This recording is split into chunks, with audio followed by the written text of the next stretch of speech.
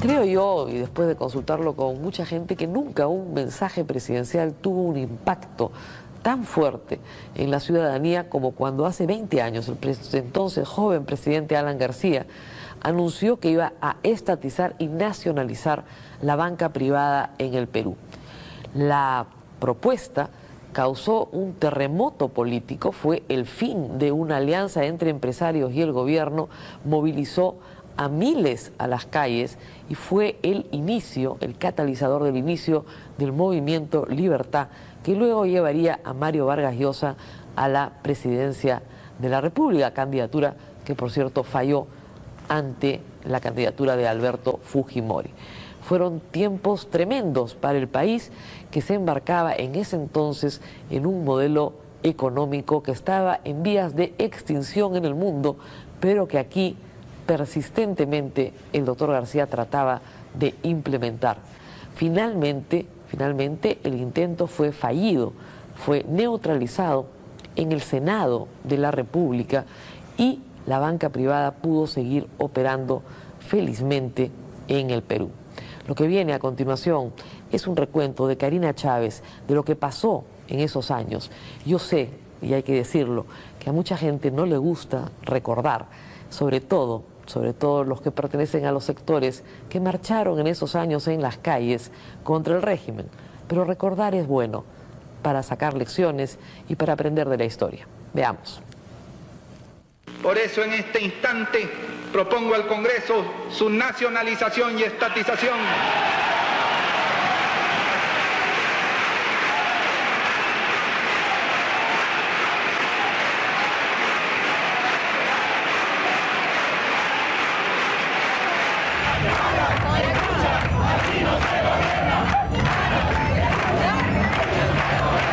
¿Usted ha venido a depositar dinero o a retirar, señor? Por la retirada prácticamente, porque hay incertidumbre ahorita con lo que está haciendo el gobierno, ¿no? El gran objetivo es nacionalizar la banca, y en eso no hay ningún paso atrás. Te voy a decir, espera.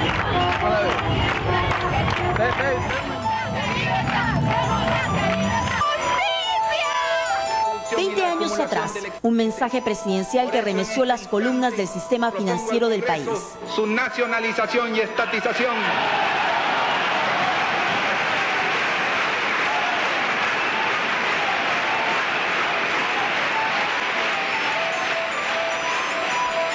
García festejaba su anuncio de estatizar la banca.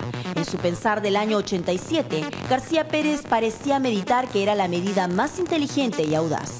Lo cierto es que para algunos representó el punto de quiebre de su gobierno.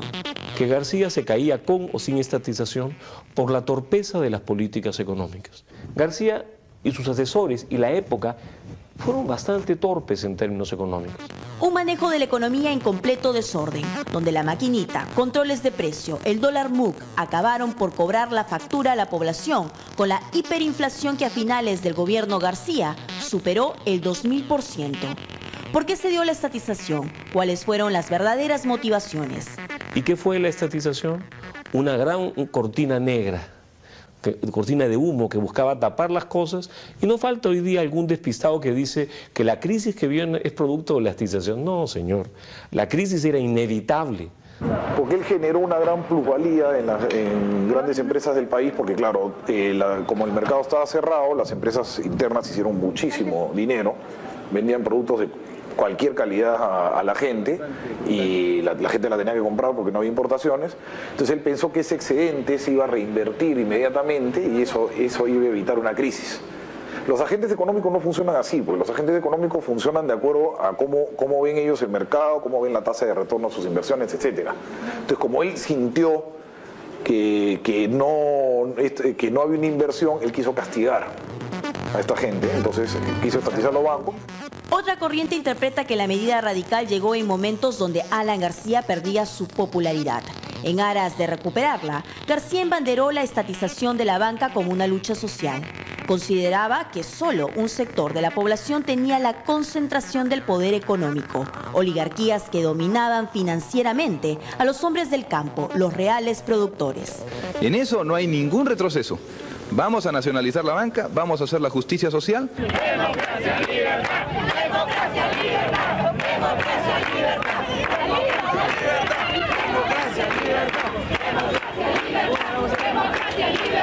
sumamente preocupados porque tal como está escuchando, estamos en peligro de perder nuestra libertad y nuestra democracia. Nos preguntamos qué pasará después. No, que a la juventud, ¿qué le espera? Si ahora están estatizando todos los bancos, ¿qué le espera a la juventud? Era un proceso de expropiación directa, violenta, arbitraria, que implicaba robar recursos de básicamente a quienes estaban en la actividad bancaria peruana. Nadie sabía si la estatización incluiría a las sucursales de bancos extranjeros en el Perú o a los bancos privados regionales, una suerte de medida improvisada. 2 días después del mensaje a la nación, se publicó un decreto por el cual se autorizaba la intervención por 120 días de 10 bancos, 6 financieras y 17 compañías de seguros. La reacción de los ahorristas fue inmediata y en apenas 48 horas fueron retirados más de 5 millones de dólares.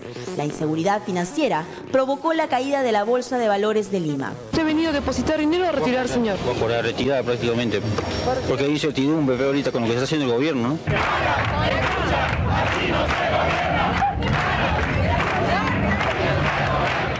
Trabajadores de bancos protestando en las calles, un país desahuciado en su economía, con un cáncer llamado Sendero Luminoso. La administración de Alan García quedó aislada, impotente, cruzada de brazos ante un país que se hundía. Frente a la estatización de la banca, la respuesta política de la derecha fue la creación del movimiento Libertad, con el escritor Mario Vargas Llosa a la cabeza. El 21 de agosto, en la Plaza San Martín, Vargas Llosa pronunciaba un discurso frente a 80.000 personas que gritaba a viva voz: ¡Libertad! ¡Libertad! ¡Libertad! ¡Libertad! ¡Libertad! ¡Libertad! ¡Libertad! Pero el presidente García no solo perdía el frente político. En lo legal, 3 juzgados civiles declararon procedente los recursos de amparo presentados por los accionistas de los bancos, financieras y empresas de seguros afectados. Rechaza el equívoco fallo judicial por el cual un juez ha ordenado que el Estado levante la intervención temporal dispuesta por el gobierno. Aquí está con nosotros Alan García, aquí ya viene Alan García para recibir la voz del pueblo chimbotano. Yo he querido venir a esta plaza donde he sentido siempre la fuerza del trabajo, a pedir a ustedes que me dieron la fuerza de sus votos. Las críticas contra su pedido de estatización lo llevó a buscar baño popular al norte del país, bastión aprista que lo recibió multitudinariamente. Yo he presentado en el Parlamento un proyecto de ley que va a ser aprobado, que tiene que ser aprobado, y aquí están los parlamentarios que tienen que votar por ese proyecto.